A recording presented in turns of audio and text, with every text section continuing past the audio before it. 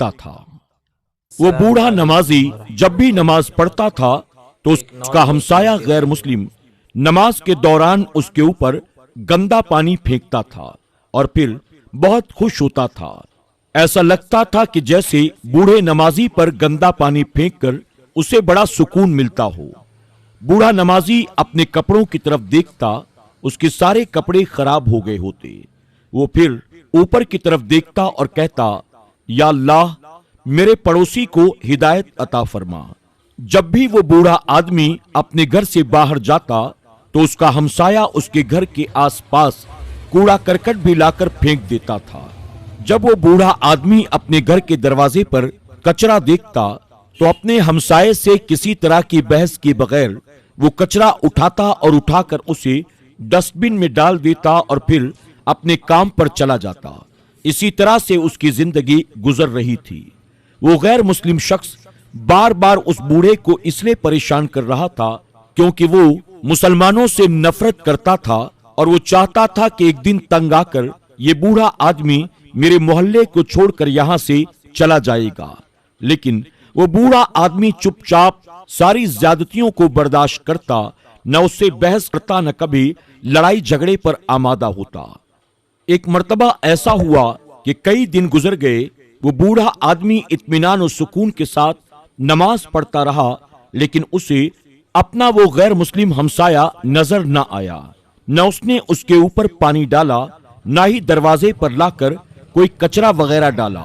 اس بوڑھے نمازی کے ذہن میں خیال آیا، کئی دن ہو گئے مجھے میرا ہمسایہ نظر نہیں آیا، نہ ہی وہ مجھ پر پانی ڈالتا ہے، نہ ہی دروازے پر لا کر کوڑا کرکٹ ڈالتا ہے، کہیں کوئی بات تو نہیں، چلو میں اس کے گھر جا کر پتہ کرتا ہوں۔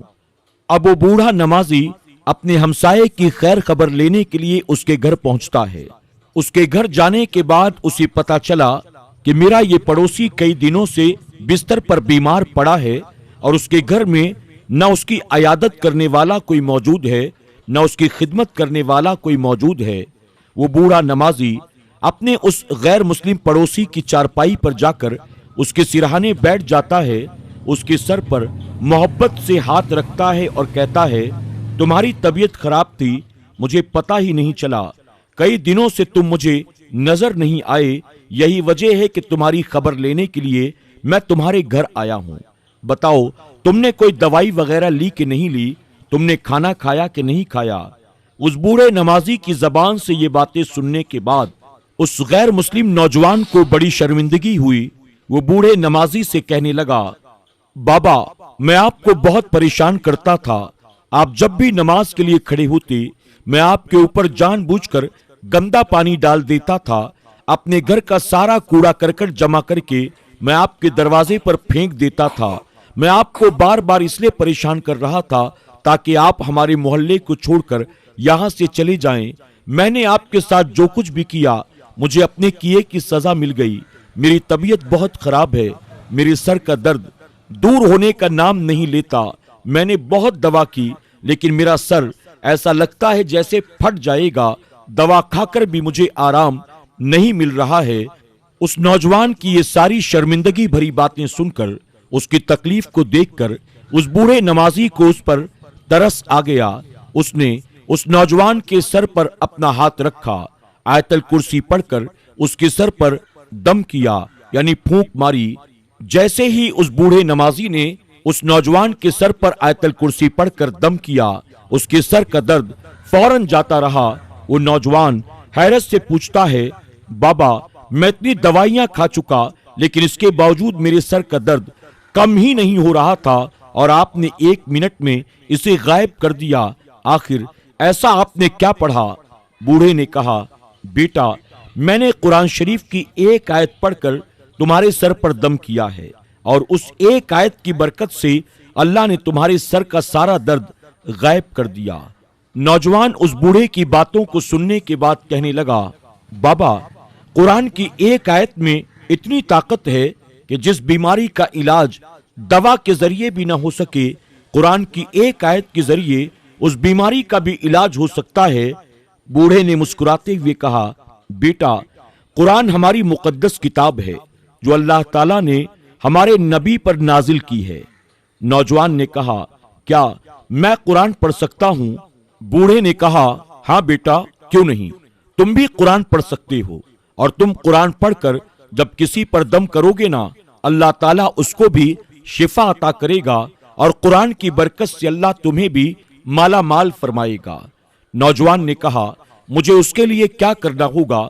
इस पर बूढ़े नमाजी ने कहा, उसके लिए बेहतर यह है कि तुम पहले कलमा पढ़ लो, यानी तुम कलमा पढ़कर इस्लाम में दाखिल हो जाओ। उसके बाद जब तुम कुरान पढ़ोगे, नमाज पढ़ोगे, अल्लाह ताला बरकतें अता करेगा, अल्लाह तुम्हें जन्नत अता फरमाएगा। इस पर वो नौजवान कहने लगा कि बाबा ठीक है, मैं कुरान पढ़ना चाहता हूँ, मैं नमाज पढ़ना चाहता हूँ, आप मुझे कलमा पढ़ा दें कि कलमा कैसे पढ़ा जाता है। अब उस बूढ़े नमाजी ने उस नौजवान को कलमे तैयबा पढ़ाया, इस्लाम में दाखिल किया, और उसके बाद कहा, चलो अब मैं तुम्हें गुस्ल का, वजू का और नमाज का तरीका बताता हूँ। इसके बाद वो बूढ़ा नमाजी उस नौ मुस्लिम नौजवान को अपने साथ लेकर मस्जिद में आया, उसे कुरान शरीफ दिखाया और फिर कहने लगा, ये कुरान बरकत वाली किताब है, अल्लाह ने जिसके जरिए तुम्हें शिफा अता की और साथ हिदायत भी अता की। वो नौजवान मोहब्बत से कुरान शरीफ को अपने हाथों में लेता है, सीने से लगाता है और फिर चूम कर कहता है, वाकई ये कुरान बहुत अच्छी किताब है, मुझे इस कुरान को पढ़ना सीखना है और इससे बरकतें हासिल करनी है। इसके बाद उस बूढ़े नमाजी ने उस नौजवान को रोजाना पाबंदी के साथ कुरान शरीफ पढ़ाना शुरू कर दिया, और फिर वो नौजवान